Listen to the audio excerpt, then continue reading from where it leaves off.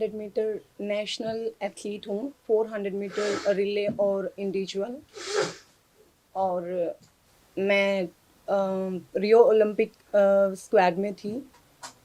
और अभी recently 3 months पहले मैंने यहाँ पे outstanding sports person Haryana as a athletics junior athletics coach join किया है पंचकुला।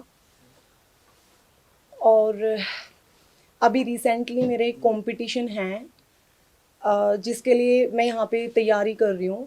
और मेरे अनफॉर्चुनेटली मेरी नेशनल टीम के कोच हैं यूरी ओगोर्डोनिक, वो कोविड से एक्सपायर हो गए लास्ट ईयर।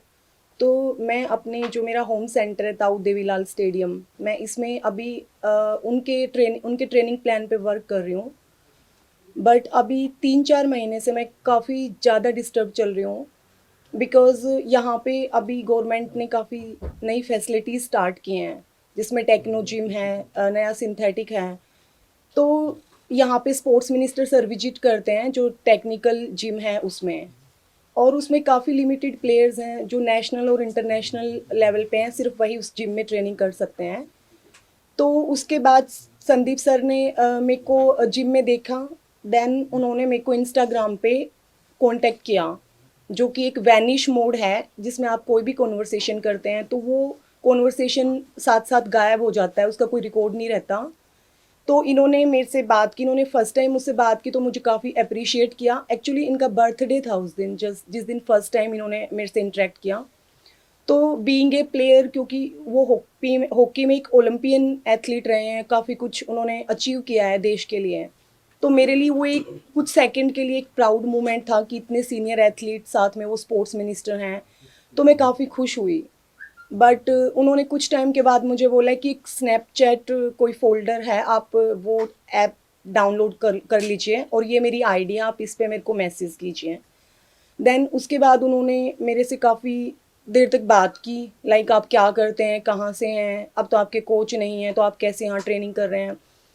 तो धीरे धीरे 1-2 दिन गए। देन उन्होंने मुझे बोला है कि आप मुझे चंडीगढ़ सेक्टर 7 लेक साइड मिलने आओ। तो वो काफ़ी लेट था उस टाइम, तो मैंने बोला है कि सर अभी काफ़ी लेट है, बट आप जिम आ रहे हैं तो हम वहाँ बात कर सकते हैं। देन ही सेड कि नहीं तुम समझती नहीं हो। तो इन्होंने मुझे 3-4 दिन काफ़ी इंसिस्ट किया और मैंने स्नैपचैट आईडी मैंने डिलीट कर दी। उसके बाद इन्होंने मुझे इंस्टाग्राम पे कभी ब्लॉक कर रहे हैं, कभी अनब्लॉक कर रहे हैं। तो इन्होंने मुझे फिर से इंस्टाग्राम पे अनब्लॉक किया और इन्होंने मैसेज किया कि ऐसे ऐसे तुम्हारी सर्विस के लिए तुम्हारा फॉर्म है, तो तुम्हारे पास नेशनल गेम्स का सर्टिफिकेट नहीं है, जो कि मेरे पास नहीं है, क्योंकि अनफॉर्चुनेटली मेरी फेडरेशन से वो कहीं मिसप्लेस है, जिसके लिए मैं पिछले 4-5 साल से गवर्नमेंट से काफ़ी बार ये एथलेटिक्स फेडरेशन ऑफ इंडिया से कोशिश कर चुकी हूँ। तो सब वहाँ पे टालते रहते हैं, क्योंकि मेरे बहुत सारे नेशनल सर्टिफिकेट्स हैं जो मेरे मेडल के मुझे आज तक नहीं मिले हैं, उनका डेफिनेटली कहीं ना कहीं मिस यूज चल रहा है।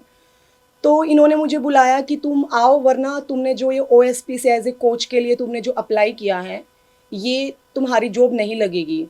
तो सर मैं नेक्स्ट डे सारे डॉक्यूमेंट्स लेके मैं इनके घर पे गई, तकरीबन 1:30 बजे के आसपास। और इनका जो स्पोर्टिंग स्टाफ है, कुछ गनमैन थे और कुछ इनका जो पर्सनल स्टाफ स्पोर्ट्स पर्सन को जो ट्रीट करते हैं वो लोग वहाँ पे अवेलेबल थे। देन मैं इनके पास गई, मैंने डॉक्यूमेंट्स दिखाए। और वो मेरा फर्स्ट टाइम मैं इनके घर पे मैंने सेक्टर 7 में 72 हाउस नंबर में मैंने मेरा पहला विजिट था। तो इन्होंने बोला है कि मैडम मैं यहाँ पे अनकंफर्टेबल हूँ और ऑफिस में बात नहीं करते हैं, कैमरा है और आप समझ सकते हैं। तो इनके ऑफिस में बिल्कुल साइड में एक कैबिन है जिसमें सिर्फ सोफ़ा डला हुआ है और कुछ टेबल वगैरह हैं। तो इन्होंने मुझे बोला कि मैं यहाँ कंफर्टेबल हूँ, मैं यहाँ बैठ के बात कर सकता हूँ। तो सर इन्होंने मेरे डॉक्यूमेंट्स टेबल पे रख दिए और साइड चेयर पे ही, जैसे ये चेयर है, ये ऐसे आके बैठ गए और मैं बिल्कुल ऐसे बैठी, तो इन्होंने बोला कि आप साइड में आ जाइए। तो सर इन्होंने मेरे पैर पे हाथ रखा और बोले कि मैंने तुम्हें फर्स्ट टाइम देखा था, तुम मुझे तब से काफ़ी अच्छी लगती हो और तुम अट्रैक्टिव हो, तुम्हारा अच्छा फिगर है। और एथलेटिक्स में तो सारी काली पीली लड़कियां हैं, ना उनका लुक अच्छा है ना पर्सनैलिटी अच्छी है। और मैं तुम्हें स्पॉन्सर कराऊंगा और तुम क्यों पंगे कर रही हो, ये हाथ पैर तुड़ा रही हो, तुम मुझे खुश रखो मैं तुम्हें खुश रखूंगा। सर मैं उस टेबल से, मैंने इन्हें बोला, इनका हाथ मैंने धीरे से हटाया, मैंने साइड लिया, क्योंकि मतलब मेरे लिए मेरे साथ वो एक बहुत अलग सा टाइम था कि मैंने वो चीज़ कभी फेस नहीं की थी। और मैं उठी तो ये इधर से घूम के यहाँ आए और ये यहाँ बैठ गए, तो इस साइड टेबल था, वो अलग चेयर थी, मेरा रास्ता ब्लॉक हो गया। और इन्होंने मेरे साथ उस टाइम मिसबिहेव करने की कोशिश की, लाइक छीना झपट्टी, और इन्होंने मेरा टी शर्ट भी फाड़ दिया उस टाइम। और आई वॉज क्राइंग और मैं चिल्ला रही थी, मैंने काफ़ी आवाज़ भी लगाई इनके स्टाफ में, बट वहाँ सब अवेलेबल थे लेकिन किसी ने मेरी कोई हेल्प नहीं की। और सर मैं एक स्पोर्ट्स गर्ल रही हूँ, तो मेरे को थोड़ा सा था कि शायद नॉर्मल जो लड़कियाँ होती हैं उनमें से शायद मेरे में थोड़ा सा strength comparison to other girls में थोड़ा फिट थी। और मैंने इन्हें रिक्वेस्ट किया कि सर प्लीज़ मुझे जाने दीजिए, तो ये बोले कि देख लो तुम्हारी नौकरी का सवाल है और बाकी तुम अपने मुंह से सारे काम ख़राब करती हो, और अगर तुम मुझे खुश नहीं रख सकती ना तो तुम किसी को खुश भी नहीं कर सकती, और ना तुम्हें नौकरी मिलेगी। और तुम्हें फैक्ट ये है कि तुम्हें अपना शक्ल सूरत, अपना रंग, अपनी हाइट इस्तेमाल करनी नहीं आती। इन्होंने काफ़ी सीनियर प्लेयर्स हैं जो इंटरनेशनल लेवल पे अभी करंट खेल रहे हैं, देश का नाम इतना ऊपर कर रहे हैं। इन्होंने 3-4, आई एम सॉरी मैं उनके नाम बाहर नहीं कर सकती, इन्होंने 3-4 लड़कियों के एग्जाम्पल दिए कि मैंने उसका ये करा दिया, उसका मैंने ये करा दिया, इसको मैंने ब्लू टिक दिला दिया इंस्टाग्राम पे, मैंने इतना इनको स्पॉन्सर किया हुआ है। सर मैंने इन्हें बोला कि सर प्लीज़ मुझे जाने दीजिए, मुझे ये जॉब नहीं चाहिए, क्योंकि मैंने ज़िंदगी में यहाँ तक आने के लिए मैं एक मिडिल क्लास फैमिली से हूँ सर, और यहाँ तक मेहनत करने के लिए मेरे पेरेंट्स ने मेरे पे बहुत कुछ लगाया है। और अगर यही गलत तरीके से शॉर्टकट चाहिए होता है तो ज़िंदगी में मैंने काफ़ी चीज़ों में बहुत बड़े बड़े नुकसान कराए हैं। सर इन्हें समझ नहीं आया, और वो एकदम से ही जैसे कोई साइकोपैथ इंसान होता है, ये इन्होंने छीना झपट्टी की और मुझे निकलने नहीं दे रहे थे।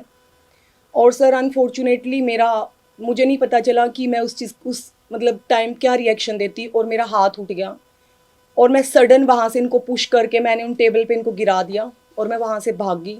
और मैं बाहर चिल्लाती रही, तो एक साइड से इन्होंने डोर बंद करवाया हुआ था, जबकि मैं दूसरा इनका कैबिन था उसकी साइड से निकल के मैं भागी।